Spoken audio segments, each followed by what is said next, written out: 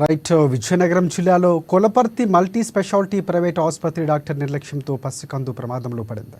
Delivery సమయంలో caesarean చేస్తూ బిడ్డను సైతం డాక్టర్ గాయపరిచారు. పసికందుకు గాయం కావడంతో పేగులు బయటకు వచ్చాయి. దీంతో హుటాహుటిన విశాఖ మెడికవర్ ఆసుపత్రికి తరలించారు శిశువును.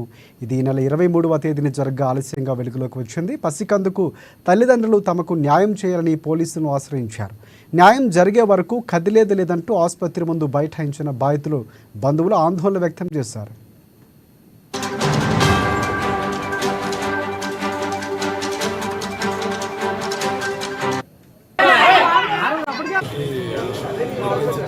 ఉంటే 9 నెలలు ప్రెగ్నెన్సీతో ఉంటే ఇక్కడికి హాస్పిటల్కి తీసుకొచ్చిన తర్వాత స్కాన్ చేసి ఉమ్మని తక్కువైంది అని చెప్పింది. ఉమ్మని తక్కువంటే ఇమీడియట్లీ సర్జరీ చేయాలి, ప్రాబ్లం అయితే బేబీకి అని అంటే సరే సర్జరీ చేయాలి మేడం అని చెప్పారు.